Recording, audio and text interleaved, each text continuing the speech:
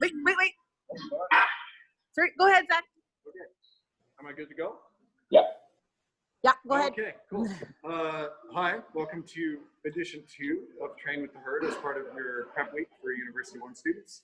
My name is Scheller. I'm the lead strength and conditioning coach here with your Manitoba Bisons. I'm here to help you out and give you a couple of fitness tips that might help you get used to feeling a little bit better after some online learning and doing some general exercise to keep your energy levels up and help you guys feel energized and excited to continue your days. With me is Kat. Kat is an athlete on our women's soccer team here. She's going to be helping out by demoing some of these exercises and some of these movements. Before I get going, I'd like to kind of ask you guys to pay attention to the fact that I am wearing a mask, but Kat is not. The reason for that is that while you are on campus indoors in common areas, it's required to wear a mask. But if you're on the exercise floor, like Kat is, or people in the active living center are when they are working out, you are not required to wear a mask. If you would like to, please feel free, but I'm just making sure that it's clearly understood what that distinction is for. So, as a side note, if you hear banging in the background, there are currently Bison Athletes training, getting ready for their upcoming seasons. So please ignore those noises. I'll just show them the center here. So this is what it looks like. Whoa, that's where we are, guys. Okay. Okay.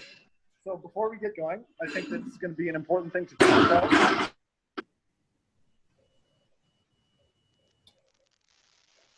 Oh, this is sick, bro. Start off with, or just a couple of movements and basic things you can do to help you feel a little bit better if you've been stuck in a chair or in an office with your online learning all day. So the first one we're going to do, Cat's going to find space against the wall. The purpose of this movement and this exercise is to try and make your back and your neck and your shoulders feel a little bit better and loosen you up a bit from being stretched over in front of a chair all day. So the first one we're going to do is called a wall slide.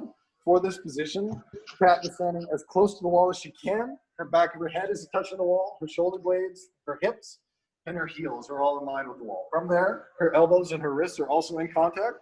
And she is going to reach up as high as she possibly can without losing any of those points of contact with the wall. So take a big reach and pull it back down. So if you're going to do this for yourself, I would advocate that you do 10 to 15 repetitions each time you do it for 2 or 3 sets of that.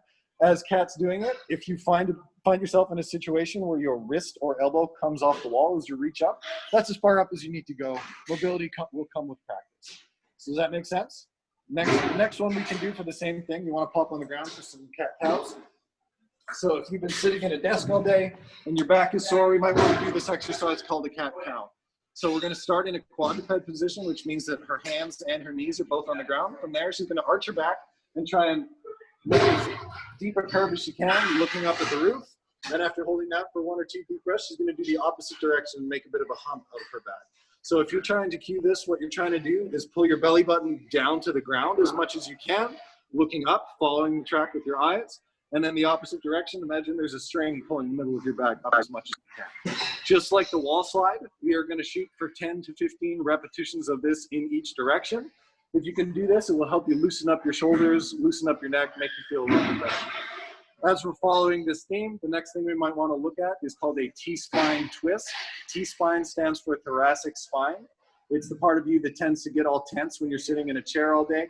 For this position, you're going to stay in the quad. You're going to put your hand behind your head. And from there, you're going to twist down to the opposite elbow, hold for a second, and then twist all the way back up, looking up over your fingers. Same as before, she's going to do 10 to 15 of these on each side. So she's just going to do a few of them just to show you sort of how it works, and we'll kind of go from there. So you've got that one. She's going to do the other side. If you are exercising, I would strongly advocate that you use both sides of your body, because as humans, we have 2 sides. So that's sort of the idea behind it. So if you're going to be sitting in a chair all day, I would advocate that you do those things at least a few times. And from there, we're going to show you a few more steps for this kind of stuff. Do you want to pop into the couch stretch, please? So if you're sitting in a chair all the time, your legs and your hips can be in what's called a flexed position, which tends to make your back a little bit sore. So Kat is doing a stretch called a couch stretch. It's for the hip flexor of the knee that is touching the ground. Because she's doing a good job with this, she's going to feel a pretty big stretch down the front of her leg. The goal for this one is to hold it for as long as you can, 30 seconds minimally, but the longer you hold it, the better it will be. If you are very sore and tight in your hip, holding a stretch like this for 2 minutes would be good. If you do not have the mobility or flexibility to put your foot on the wall, scooch away from the wall a little bit and do the same thing on the opposite side with your foot down. The important thing to note for this stretch is that as your hip is coming forward, your shoulders stay over top of your hip. So as it's moving forward, it translates. You don't lean forward to get more depth. So from there, we can either hold this stretch, or do you want to show a proposal stretch?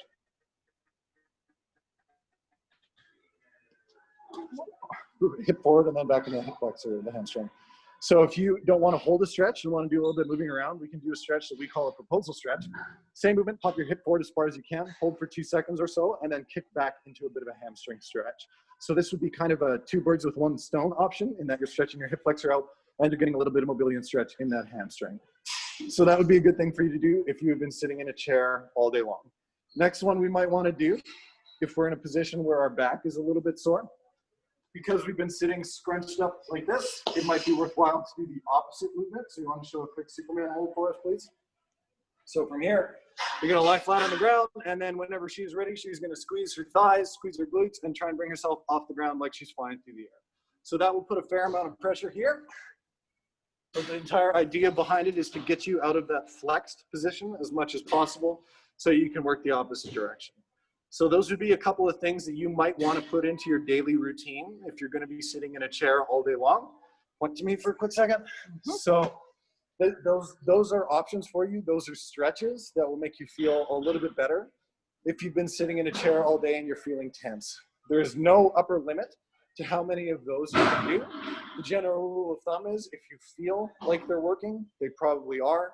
But if it was me and I was doing it, I would try and do those movements spread out throughout the day in relatively even increments, as opposed to trying to cram them all into the morning or cram them into the evening. Like studying for school, fitness is a thing you should do consistently and not crammed into one spot of it. Your body will thank you, your mind will thank you, you'll have a better time learning that way.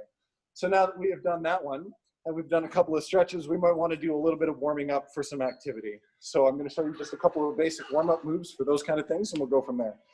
First one we're going to do is called the world's greatest stretch, because it really is. You're going to take a big step forwards and a big step back. From there, you're going to try and stack the knee over the ankle and have the back leg as straight as possible. In that position, Kat is going to twist up with her torso towards the knee that is forwards, following her hand with her eyes, and back down. If you're doing this and you feel pops and cracks in your low back and in your knees, that is totally fine. As long as it doesn't hurt, you should be okay. It could be startling, but it's not the end of the world. So whenever you're ready, you can switch to the other side. If I was doing this for myself, I would do this about 10 times each side, but there is no hard rule for how many repetitions you need to do on this one. So again, as a reminder, this one is called the world's greatest stretch. Next one I'd like Kat to show is going to be the squat with the twist, please.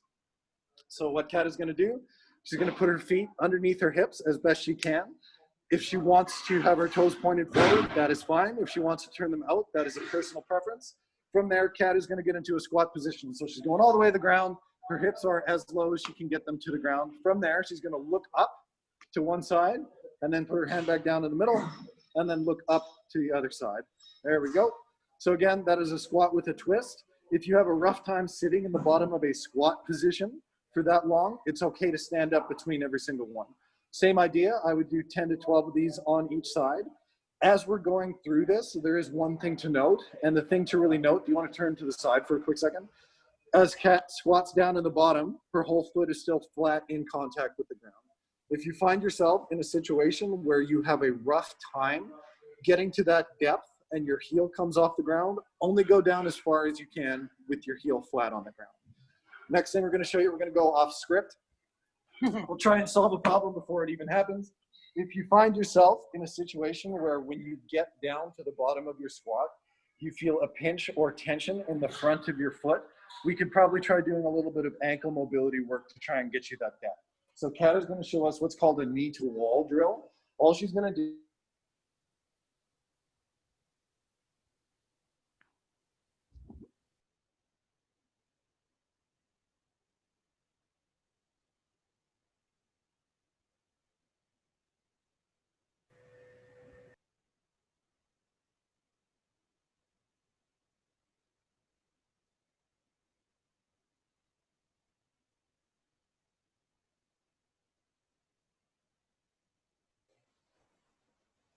It is not an overnight fix.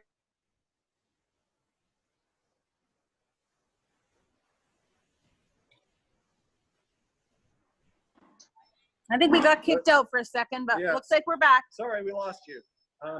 If you are having issues with ankle mobility, this kind of thing might help you out with your squatting and your bending positions.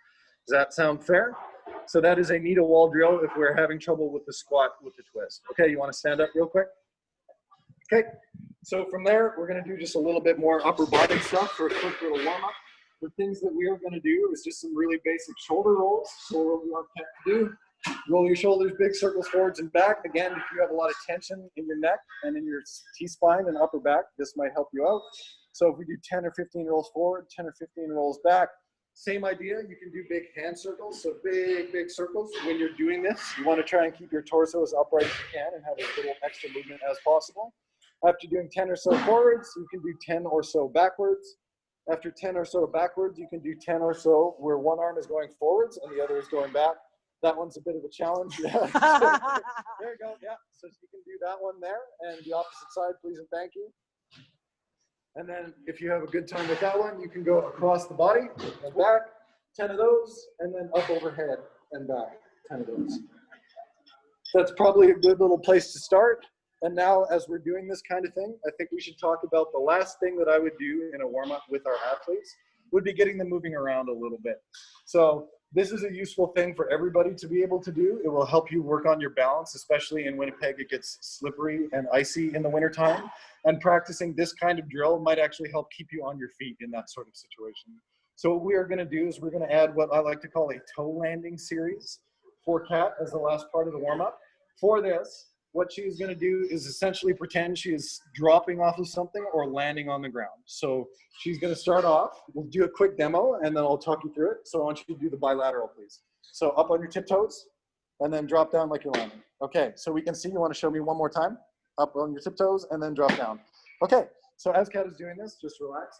One thing that she is doing is she is getting as high in the air as she can without actually leaving the ground. And she's doing that by standing on her tiptoes. So next thing she's going to do is she's going to drop down and try and land with her weight on the middle of her foot as best as possible. We want to do a quick little demo. So from there, drop down as best as possible, landing on 2 feet. When you land, there are 3 rules that we need you to follow. The first rule is that you're trying to land with your weight on the middle of your foot as best as possible. So notice that her whole foot is in contact with the ground, not just her toes, not just her heels. She's nice and balanced there. Stand up, please. Maybe turn this way. This way, yeah. So next thing you want to make sure is when she lands, her knees don't cave in. You want to get in a terrible position for me, please? So even more so. So if you're in a situation where your knees are inside of your ankles, that position is called valgus. Valgus is not super comfortable or safe for the knee. So we want to make sure that when you're landing, you're trying to land in a position where your knee stays over top of your ankles as best you can. Okay? The third rule of thumb, you want to just turn sideways again really quick. We're going to watch Kat's torso. She's going to do it one more time. Notice that it stays upright as much as possible. That means that her shoulders and her hips and her ankles and her knees are in as vertical line as she possibly can. Stand up, please.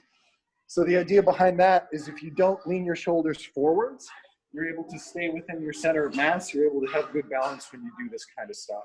Again, it's the last thing I would ask an athlete to do as part of their warm-up, but the point of that is to get them used to absorbing forces on landing and being coordinated with that kind of stuff.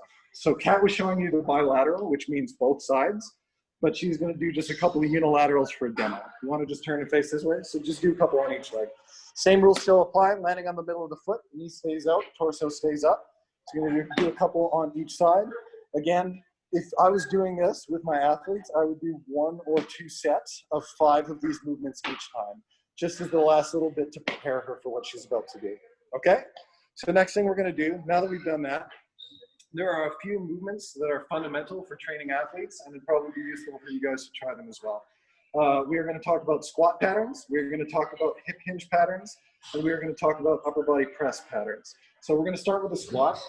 We already did the squat with the twist, but we're just going to talk you through it real quick. What Kat is going to do, she's going to do a bilateral squat. So she's going to keep her feet under her hips, same position as she did with the squat with the twist. From there, she's going to squat to depth and stand back up. So a bilateral squat seems very simple, But from there, we can do a bunch of different things to make this more challenging, including taking a long time to descend. Counting to 5 or so seconds on the descent will allow you to add the difficulty without needing to hold anything. Stand up, please. The other thing that she can do is squat down to the bottom and then jump up as high as she can and then stick the landing, just like the toe landing series. That's another thing that she can do. Or the third thing you can do if you're at home, if you have something that weighs anything, say a milk jug. I'll give you one of these real quick. You can hold it in a position in front of your chest, and from there you can squat down, keeping your torso up, keeping your weight on the middle of your foot, standing up. In this instance, the foam roller that Kat is holding is very light, but if you are a strong person, feel free to go as heavy as you'd like to on that. If I'm doing squats with my body weight, I'm going to tell you to do 3 to 5 sets of 10 to 20 repetitions with just body weight. If you find yourself holding things to make it a little bit more difficult, you can do the same number of sets, but I would decrease the repetitions the heavier that it gets. The idea being, you don't necessarily need or want to lift the heaviest thing that you possibly can. You should have a little bit left in the tank when you're finished your set. Again, how heavy it is depends very much on how strong you are, so I leave that up to you. The next thing we want someone to be able to do is a split squat or a lunge pattern. So what Kat's going to do is just stagger her stance a little bit. If we look, she's taken steps forward and back, but she's also widened her base by going a little bit laterally on each side. So the purpose of that is so that she has a large base of support, so that she's nice and balanced and we can give her a push and she doesn't fall anywhere. So from there, Kat is going to descend. She's going to gently tap her knee to the ground, and then she's going to stand back up. Same rules apply with the squat. She's going to bend down. Her knee is tracking forwards like it's supposed to. Weight is on the middle of the foot. She's going to pop straight back up. Her torso is not leaning. So same idea. We can do that just regular. Do a typical one right now. So just descend and descent, just a regular split squat. From there, you can also make it more difficult by slowly descending. Same rules apply, and then standing up. Or if she's feeling ambitious, she can do a split squat jump. Perfect. That's a lot more challenging than it looks. Kat just happens to be in pretty good shape. So the last thing we want to kind of talk about is being able to do a lateral squat pattern. So turn and face aside. What Kat is going to do is she's going to step out as far to the side as she can. And from there, keeping her weight on her foot as best as possible, she's going to try and get her hips as close to the ground as she can. And then she'll stand up in between. Make sense? So you're going to do that one both sides. All those 3 movement patterns are very basic fundamental parts of resistance training or body weight training. And doing them just with your body weight for 3 to 5 sets of 10 to 15 repetitions will make you feel a lot better than if you had been sitting around in a chair all day. So if nothing else, doing these kind of movements will make your legs, low back, hips feel better just from the act of moving around. All right? So now that we've kind of handled that one, let's go down to the ground. We're going to talk about doing the perfect push-up. So push-ups are a thing that people tend to butcher a little bit. When you think of a push-up, you want to make sure that your torso is as stiff as you can. So start from here. We're going to do a hand release or perfect push-up. So Kat is going to lower herself down. From there, her hands are going to come off the ground. She's going to keep her core tight, and she's going to push up until her arms are straight. And then back down. Hands come up every single time, and then come back up. So Kat is in great shape, so that's easy for her. If it is difficult for you to do the push-up like that, you could do so from a kneeling position. So from there, all the way to ground, hands come up, go from there. So that is a very important thing to be able to do. One thing to notice, you want to turn and face the camera really quick. So when Kat is doing her push-up, she is not letting her elbows flare out to the side. She's allowing them to track backwards and kind of in towards her torso.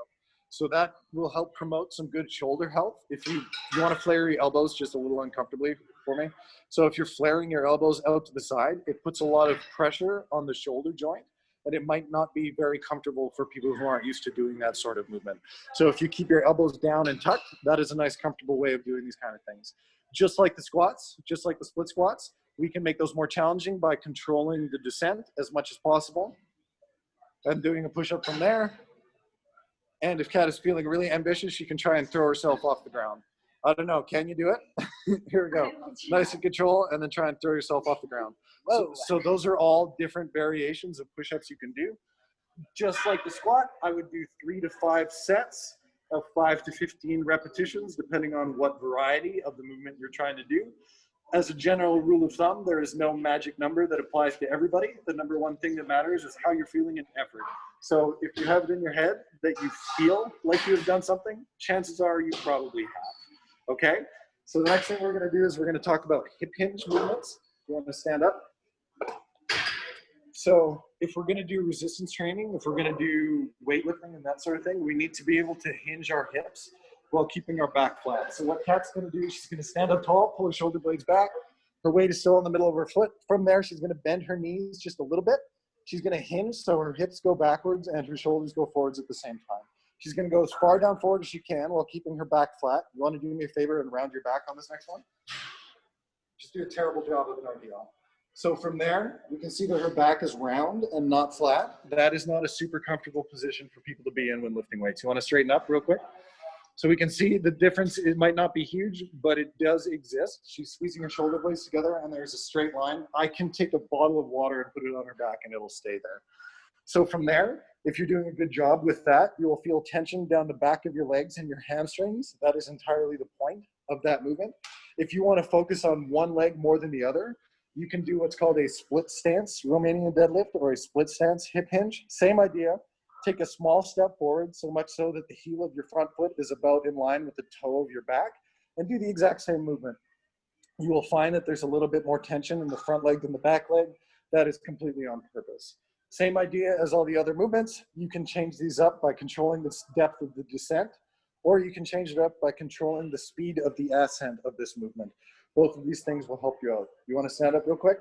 So the last variation of this hip hinge, we're on there? What's that? They did it in dance. That's exciting. Oh, yeah. I'm just making sure that Okay. everyone can hear. Making sure we're still on the same page. Yep, yep. So the next variation of what she's going to do is going to be a single leg deadlift. It's going to be a one leg movement. Kat's going to stand up tall, squeeze her shoulder blades back, weights on the middle of her foot, and she's going to hinge at the hip and let her not plant leg travel backwards. As she's doing this, it's tough to do, but she's got a straight line from head, shoulder, hip, and knee and ankle. Stand up, please. So the idea behind this one is you're able to hinge in that position. You're able to hinge and lean in that position and maintain that tall upright posture. Essentially, it should look like you're standing tall on the ground as you hinge forward. You want to show us one more time? So if you're in a position where you want to bend your off knee here, just give this a bend. So if you find yourself where you're not able to keep that back leg straight, don't lean as far down. The idea behind it is standing up. Like anything, we want to make sure the movement is very sound before we get to more range of motion and more complicated movements. So that we'll call a single leg deadlift. The idea behind that one is also going to be in the hamstring on the leg that is touching the ground. Okay, so if we turn and face me, the next thing we're going to talk about, a lot of the times people want to do back exercises, but you might not have a chin-up bar or something to hang off of. So I'm going to show you two movements that you can do that will target your back without actually needing anything. So these ones you're going to need to lie on the ground. We are going to start with a movement called a prone press. So Kat's lying on the ground. She's squeezing her shoulder blades together. From there, her hands and elbows are coming off the ground. She's going to reach as far overhead as she possibly can, keeping that tension the entire time. And then from there, she's going to bring her hands back. So if you do this 10 to 15 times and you've never tried it before, I can almost guarantee you it's going to be harder than you think it is, especially on your shoulders and on your back. Relax for a quick second. If you find yourself in a position where you are comfortable with that many repetitions without holding anything in your hands, you can start by holding tiny things, whether it's cans of soup, whether it's little weights, anything that has a little bit of mass will make it way more difficult. The next one I'd like you to show is the double arm prone handcuff. So from there, she's going to start by putting her hands on the flat of her back with her palms up. And then she's going to circle all the way around, big range of motion, and reach as far overhead as she can. Same idea, she's keeping her shoulder blades squeezed together as much as possible. When she rotates, her palms come up. This is another one that you can do in the absence of a pull-up bar or anything to do rows with that will target those similar muscle groups and help you maintain good posture and good back strength. So that's a good thing to do. You want to stand up, please, real quick?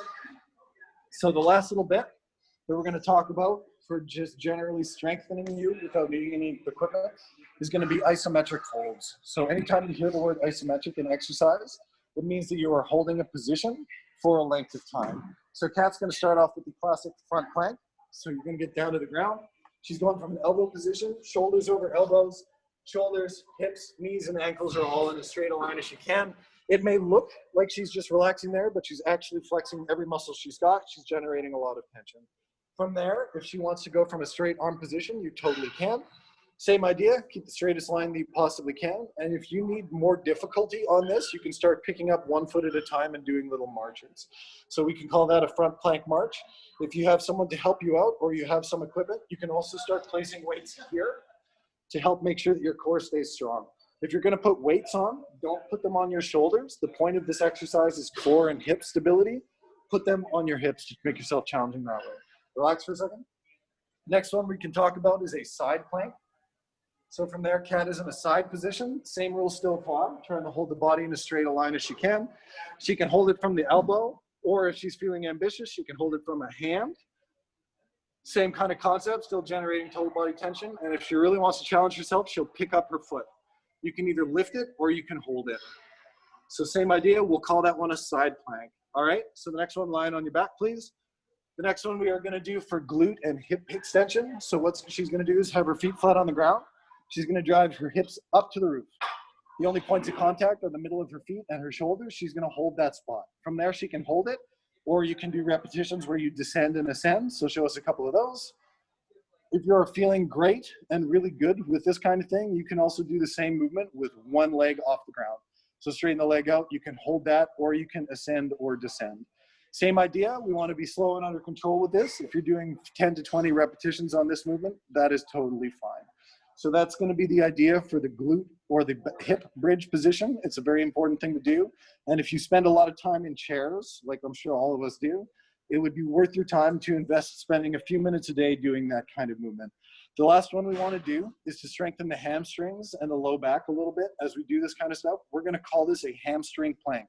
So lying flat on the ground, her legs mostly straight. Cat is going to do dorsiflexion, which means she's going to pull her toes up to her knees, and she's going to drive her heels into the ground so that her hips come off the ground. There's nothing under there. She's holding herself up. It looks easy, but I promise you it is harder than you think it is. From that spot, relax for a second. You can either ascend or descend and either do it as a hold or you can do it as repetitions. Or if you're feeling great, you can do one leg at a time and hold that spot. Same idea, hold it or ascend and descend. Or if you're feeling very ambitious, you can do a switch. So the idea would be you would be switching your feet, slow and steady to start, but as you get ambitious and good with it, you can do the switch more quickly. So it's almost a little bit of a hop. Just gonna try it. It's just really hard to do. So that's the idea behind that one. Relax for a second, come and look at me. So with those isometric holds, the same things apply as the squats, push-ups, and presses. If you want to do 3 to 5 sets of those exercises, if you're holding them, I would try and shoot for a baseline of a 30-second hold. If you find yourself in a situation where you cannot hold for 30 seconds, it is okay to get in the position for a small amount of time, relax, and then quickly get back into it. Work up to that 30 seconds. From there, if you want to go for more time, feel free. If you want to work on strengthening yourself after a minute, I would start finding ways to make it more challenging by progressing the movement or adding little bits of weight to make things more challenging. So that's kind of training with the herd in a nutshell for today. That's the general idea. Again, complete reminder, we want to make sure that we are stretching our T-spine and our hip flexors out so that we are more comfortable from sitting in chairs all day. I would do this frequently throughout the day as opposed to waiting until the morning or the evening to do it. You'll feel better, you'll have a better time with that kind of stuff. Before doing any exercises, I would really advocate doing some kind of warming up and moving around. That'll warm up your muscles and help you feel more comfortable and ready to do this kind of stuff. If you're doing the strength movements we finished with, we want 3 to 5 sets of 10 to 20 repetitions of any of these things with body weight. If you're doing stuff that is heavier, the repetition can go down, but that comes with its own set of challenges. As students, there are 3 things that you have to do to stay alive through this whole thing. One of them is sleep, one of them is drink water, and the other one is eat food.